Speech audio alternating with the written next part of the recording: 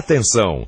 Começa agora uma teleaula de leitura e interpretação de desenho técnico mecânico do curso profissionalizante. Você vai assistir a teleaula de número 18. Bons estudos!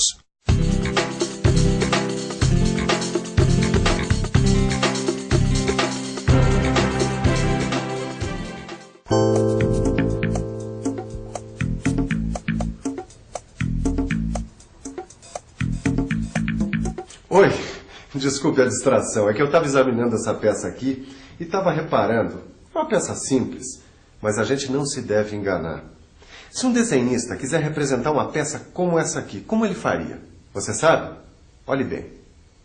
Você reparou que essa peça tem uma face oblíqua em relação à outra? Existem peças como essa aqui que têm uma ou mais faces oblíquas entre si. Veja esses desenhos. São todos de peças como essa que eu tenho aqui comigo. Se você quiser representar numa projeção ortográfica as vistas de uma peça com uma face oblíqua, como você faria? Não se assuste, porque é este o tema da nossa teleaula de hoje. Na teleaula de hoje, você vai aprender como utilizar vistas auxiliares para representar peças com uma ou mais faces oblíquas em relação aos planos de projeção. Deve ser o Caio. Ele falou que ia passar aqui para tirar umas dúvidas. Espere um pouquinho. E não saiam daí, porque a teleaula de hoje está apenas começando.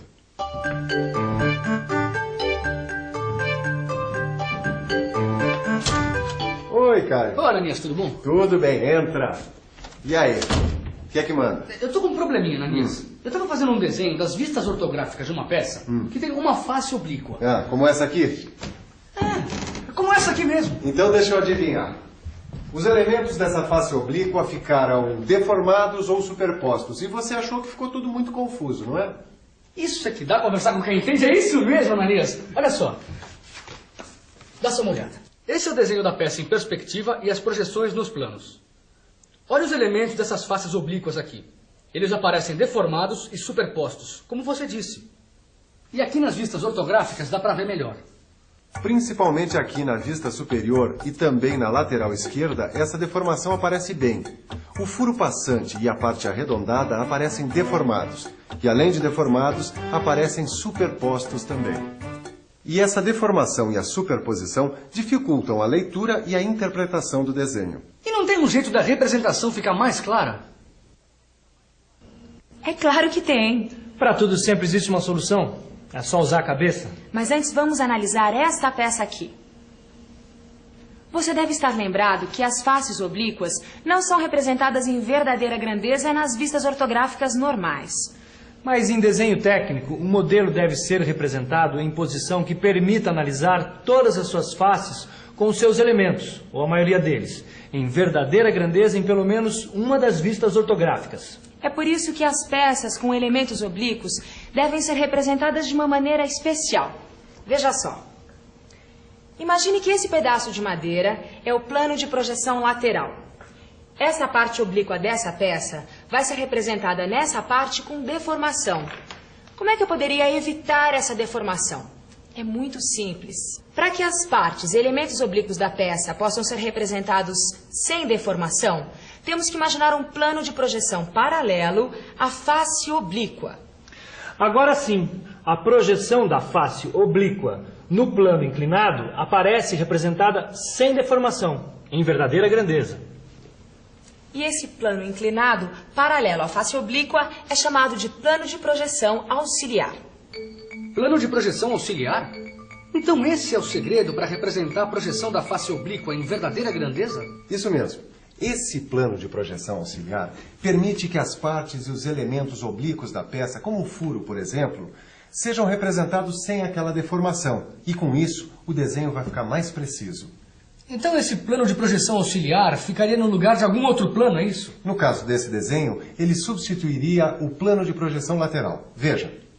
No desenho técnico, nós temos o plano de projeção vertical, o plano de projeção horizontal e o plano de projeção lateral, que nesse caso aqui não foi utilizado, usando em seu lugar o plano de projeção auxiliar, pois no plano auxiliar a face oblíqua vai estar representada em verdadeira grandeza.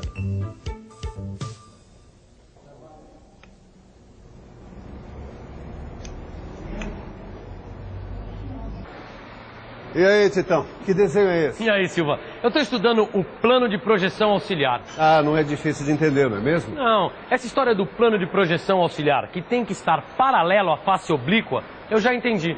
Dá uma olhada aqui, ó. Existe o plano vertical, o plano lateral e o plano auxiliar, que mostra a face oblíqua em verdadeira grandeza. Eu tô certo? Certíssimo. Esse menino vai longe, hein? Bom, mas tem uma coisa que eu não compreendi, Silva. Como é que eu faço a projeção ortográfica do plano de projeção auxiliar? Boa pergunta.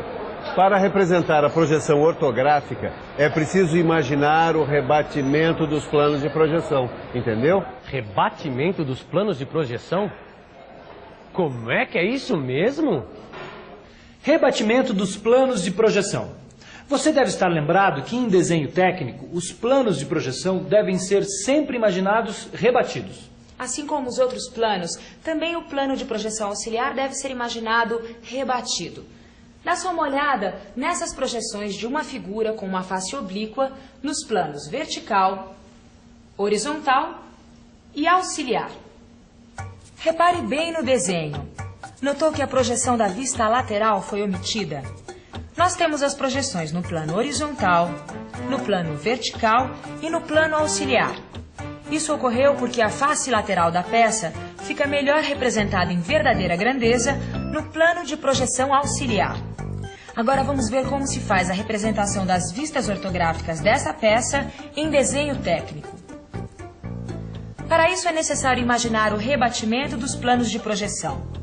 O modo de rebater os planos é semelhante ao que você estudou nas aulas de projeção ortográfica. O plano de projeção vertical fica fixo. O plano horizontal gira para baixo. E o plano de projeção auxiliar, no caso deste desenho, gira para a direita. Assim, através do rebatimento dos planos de projeção, ficam definidas as posições das vistas no desenho técnico. Os nomes das vistas permanecem os mesmos. A única diferença é que a face projetada no plano de projeção auxiliar dá origem à vista auxiliar. E neste exemplo, a vista auxiliar está representada no lugar da vista lateral, que foi omitida. A vista frontal e a vista superior permanecem. Além disso, é bom lembrar que, em desenho técnico, os contornos dos planos não são representados e não aparecem os nomes das vistas. Assim, as vistas ficam rebatidas sem os contornos dos planos de projeção e sem os nomes das vistas. Você notou que o furo e a parte arredondada aparecem sem deformação na vista auxiliar? Isto porque, nesta vista, esses elementos estão representados em verdadeira grandeza. Veja uma outra coisa. Na vista superior e na vista auxiliar aparece a linha de ruptura. Esta linha é utilizada para indicar que a parte deformada não precisou ser representada nessas vistas.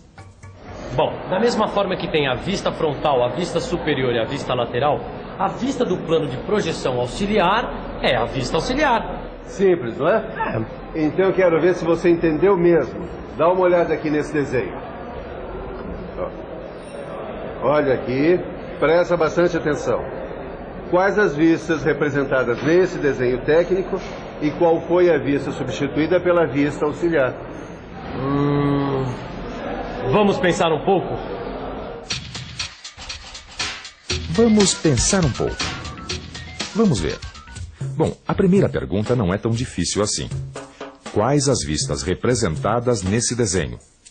Bem, eu tenho a vista frontal, a vista lateral esquerda. Ah, e a vista auxiliar. Então é isso.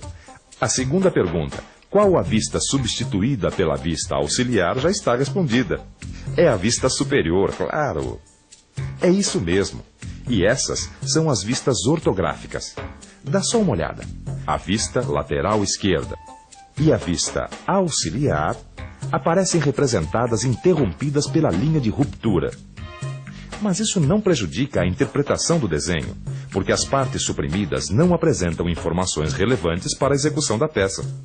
Puxa, quanto mais a gente treina, mais fica afiado para interpretar um desenho técnico. Legal, Ananias. Hoje eu aprendi um montão de coisas sobre desenho técnico. Pera aí um pouquinho que ainda tem uma coisa nessa história de vista auxiliar que você não sabe. Tá aqui. Dá só uma olhada. Dá uma olhada nessa peça. Olha só, essa peça aqui tem duas faces oblíquas. Como é que faz? A gente vai precisar de um outro plano de projeção auxiliar, não é isso? Isso mesmo, eu gostei de ver. Você pega as coisas de pressinha, é o mesmo raciocínio. Numa projeção normal, tanto a vista superior quanto a vista lateral esquerda apareceriam deformadas. Então, para representar as faces oblíquas em sua verdadeira grandeza, nós vamos precisar de 2 planos de projeção auxiliares, cada um paralelo a cada uma das faces oblíquas. Entendeu? Entendi. Teoricamente. Mas na prática o desenho não vai ficar um pouco confuso, não? Claro que não. Muito pelo contrário. Miguel, mostra como ficaria um desenho com 2 planos de projeção auxiliares. Então vamos lá. Olha aqui, ó. Plano de projeção horizontal, plano de projeção vertical. E aqui os 2 planos auxiliares, um chamado alfa e o outro beta. Agora vamos analisar bem as projeções das faces oblíquas nos 2 planos auxiliares. No plano alfa está representada a projeção da face oblíqua A. E no plano beta está representada a projeção da outra face oblíqua, B.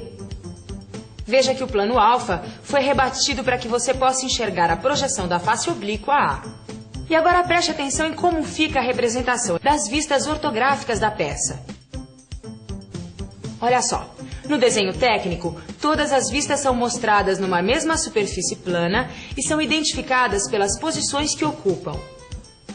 E uma vez que os contornos dos planos de projeção não são mostrados nos desenhos técnicos, as vistas são representadas deste modo. Neste desenho estão representadas a vista frontal, a vista superior e 2 vistas auxiliares.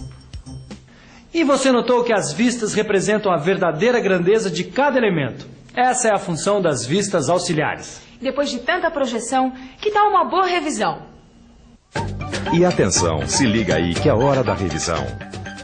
Na teleaula de hoje, você aprendeu que para representar peças que possuem uma ou mais faces oblíquas em relação aos planos de projeção, é preciso lançar mão de um recurso conhecido como vistas auxiliares.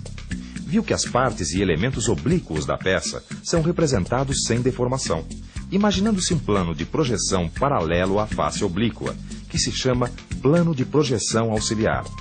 E aprendeu como representar a projeção ortográfica de elementos oblíquos em verdadeira grandeza. E como fazer o rebatimento do plano de projeção auxiliar, obtendo assim a vista auxiliar.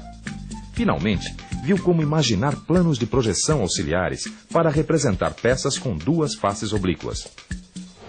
Hoje você viu a importância das vistas auxiliares no desenho técnico mecânico. E saber só não basta, tem que praticar. É isso mesmo.